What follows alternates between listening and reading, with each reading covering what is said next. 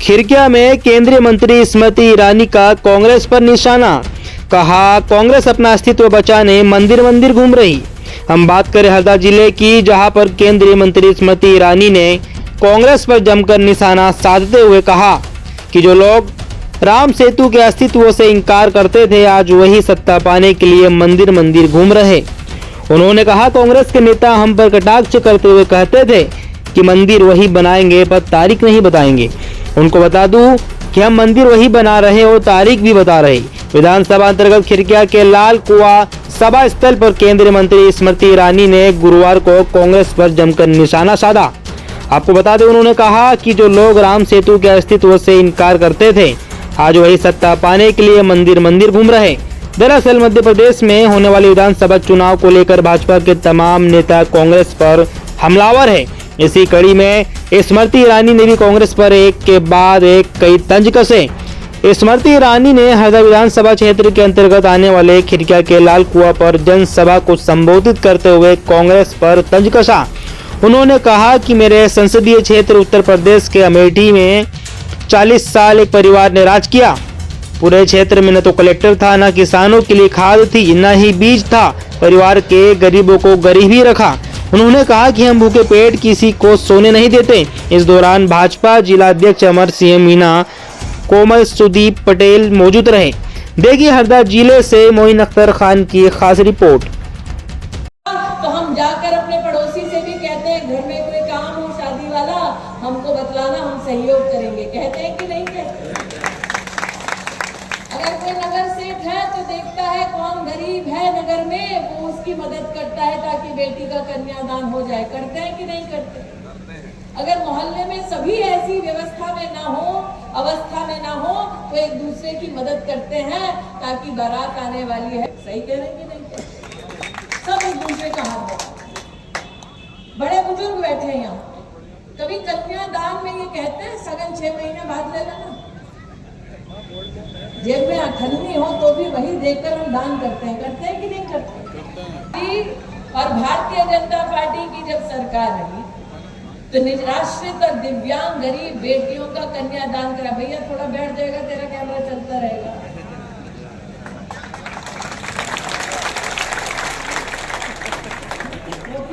पहुंच रही है ना सबको?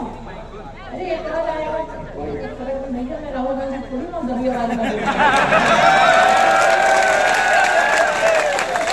डॉक्टर से अपना इलाज करा पाए, चेकअप करवाए। और अगर दूसरा बच्चा बेटी हो तो उसके खाते में पुनः 6,000 रुपया मिल रहा है। भारतीय जनता पार्टी की सरकार ने देश में 14,000 करोड़ रुपया 3 करोड़ 50 लाख गर्भवती बहनों के बैंक के खाते में पहुंचाया, जो मध्य प्रदेश की बहन के भी खाते में आया। लेकिन आज आपसे कहना चाहते हैं कि हमारे समाज में संस्कार है कि अगर आस पड़ोस में परिवार में भी अगर बेटी या बहू गर्भ से हो, जन्म देने वाली हो बच्चे को, तो हम शगुन देते हैं, सगन देते हैं, आशीर्वाद के साथ देते हैं कि नहीं देते? हमारे धर्म में, हमारे समाज में ये पाप माना जाता है अगर गर्भवती स्त्री के मुंह से निवाला छीन लिया जाए। पाप मानते हैं कि नहीं मानते? जब कांग्रेस के पास 15 महीने सत्ता आई तो उन्होंने क्या किया? हमारी पार्टी ने कंबल योजना के तहत गर्भवती महिला को प्रसव से पहले 4,000 रुपया और प्रसव के बाद 12,000, मतलब 16,000 रुपया गर्भवती बहन को मिले। ये लक्ष्मी जी का आशीर्वाद भाजपा ने हमारे प्रदेश की बहनों को पहुंचाया।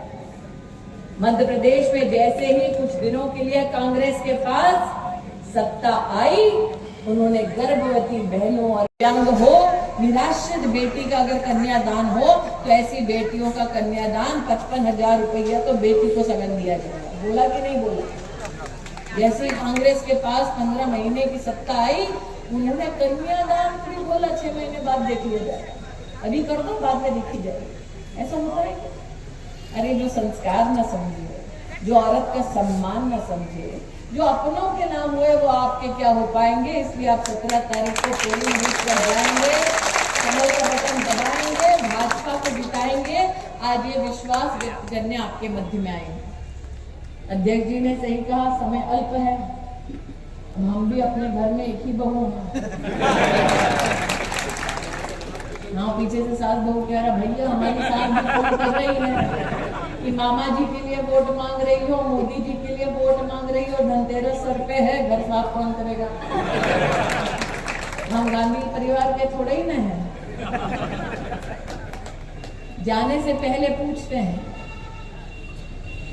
इतना बड़ा पर्व आने वाला है, हर घर दिया जलने वाला है। मेरी मानो तो एक दिया राम मंदिर का भी जला।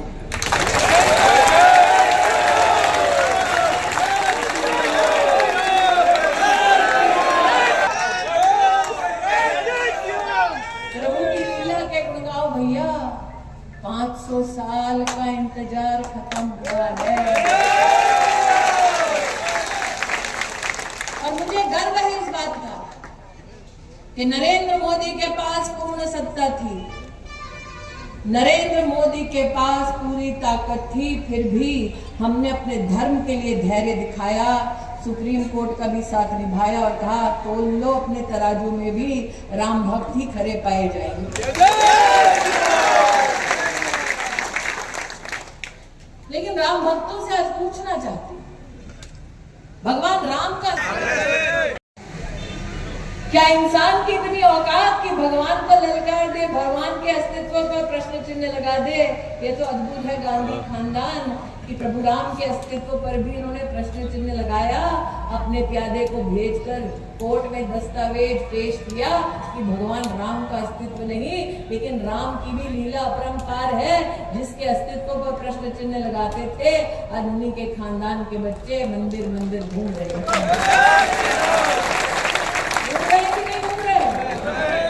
चुनाव आते ही ज्यादा घूम रहे कि नहीं घूम रहे? अरे मैं अध्यक्ष जी स्तब्ध थी जब नर्मदा मैया जी की आरती उल्टी करने लगे पहन के चोगा। हम कहे उल्टी बुद्धि, सोचो आप, जो भगवान का नाम हो सका वो आपका क्या खाक हो पाएगा? इसलिए राम भक्त 17 तारीख को पोलिंग बूथ पर जाएगा, कमल का बटन दबाएगा और कमल